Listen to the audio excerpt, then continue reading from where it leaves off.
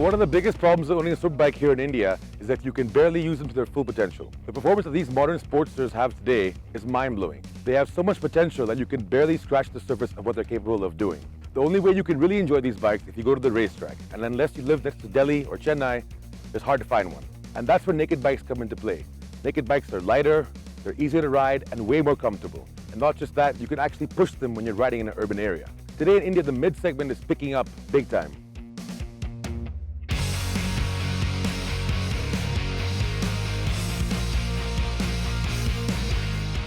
And with us today are some of the hottest mid-segment naked bikes we have in the country. We've got the Aprilia Shiver 900, Ducati Monster 797, the MV Agusta Brutale 800, and of course the Triumph Street Triple S.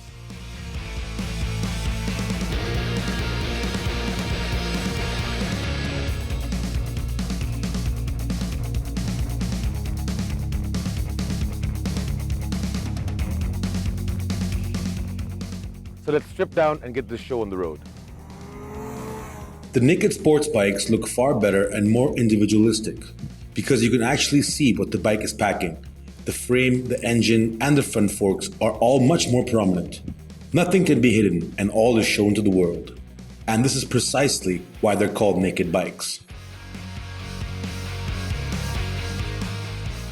I think it's safe to say that the MV Agusta Brutale 800 is the most aggressive and the most sexy looking out of the lot. Bursting with Italian style, the overall design is screaming at you to swing a leg over it. Its other Italian counterpart is a monster, a Ducati monster that is. The 797 is also a very good looking bike, and although it looks heavily understated, its overall design is muscular and lean, just like an athlete. The Aprilia Shiver 900, on the other hand, is perhaps the only Italian motorcycle in India that doesn't really stand out. Only from certain angles do you see influence of Italian design. The Triumph Street Triple sticks out like a sore thumb when in the company of the Italians, especially in its all-black paint job. The bug-eyed Triumph certainly doesn't look as elaborately suited up as the raunchy Italians, but the beauty of the Street Triple is that it doesn't have an inflated ego like the other three, because once you ride this machine, your entire perception about the little Brit will change drastically. What I really love about the less track-focused bikes is the comfort levels they provide. And although the MV Agusta looks like it could be the most aggressive bike, surprisingly, it's very comfortable to ride. It's the Ducati, though, that offers the most comfortable and enjoyable riding posture. You do have to lean forward just a bit because the handlebars are placed a little further out, but there isn't much weight in your wrists. The Aprilia Shiver certainly shocked us with its super easy riding posture. You could cruise all day long thanks to the nice long seat and well-placed handlebars. The Triumph Street Triple is the smallest bike here in terms of size, and because of that, it's also a little cramped for taller riders like myself.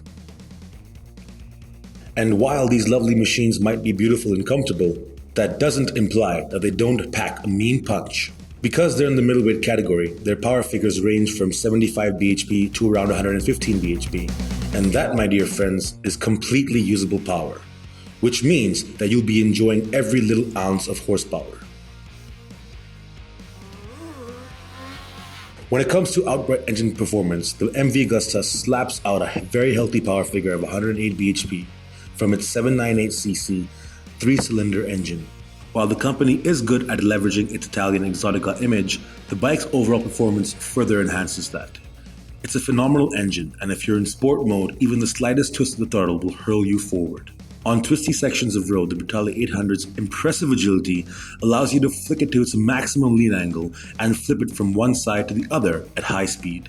It does feel a bit too aggressive at times, and on pearly surface roads, the stiff suspension setup makes the bike bounce around.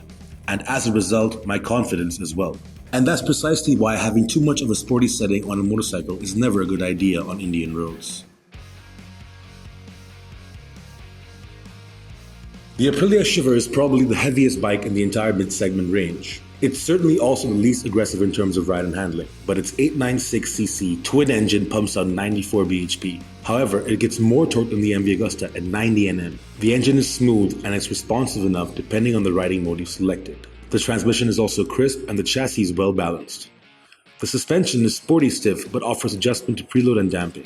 The Shiver 900 isn't a rowdy naked bike that wants to wheelie off every corner, but it does feel strong and dignified, and it's incredibly versatile. The Monster 797 has got the lowest power figures in this group, but it's the most fun to ride. The little monster only generates 75 bhp and 68 Nm from its 803cc L-twin engine, but it's such a beautiful engine on such a light and compact frame that it surges ahead with full force the instant you twist the throttle. The monster also dances through twisty roads in the most controlled manner possible. It's not lightning fast, and that means you can twist the throttle open all the way through a turn without the slightest sense of fear or trepidation. It'll do exactly what you want it to do. It offers you more than enough power to feel exhilarated, and it's so easy to handle on all road conditions. The monster is endless fun all the time. And even though the monster makes you feel like a monster on the road, the true king of overall performance has got to be the Triumph Street Triple S. We have the S instead of the RS because the RS is a complete track tool. The RS is undoubtedly the best naked bike on the planet today across engine sizes. The S is a bit more tamer, but even with its low power output, it still outperforms these three Italians. With the beautifully engineered 3-cylinder 765cc engine producing 110 bhp and 73 Nm of torque, the Street Triple S feels the fastest because of its incredibly low weight. The engine is buttery smooth and still pulls forward with such enthusiasm that it feels as if the throttle is telepathic. To top it off, it handles incredibly well.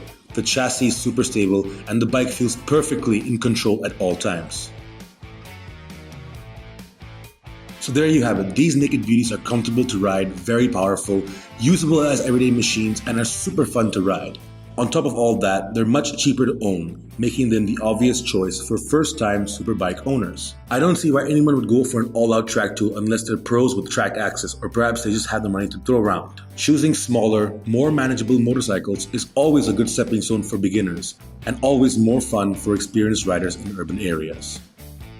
So there's always that one bike you would like to own and that one bike you'd recommend to a friend. So the bikes that we have here today, I'm going to have to say that I would personally own the Monster and I would recommend the Triumph. There you have it, guys. If you really want to have fun in an urban area and live with a superbike, the best thing to do is to get naked. And if you have any comments or views, please make sure to mention them in the comment section below. And if you want to read the full review of this, please head to autoX.com and make sure to like and subscribe to our YouTube channel.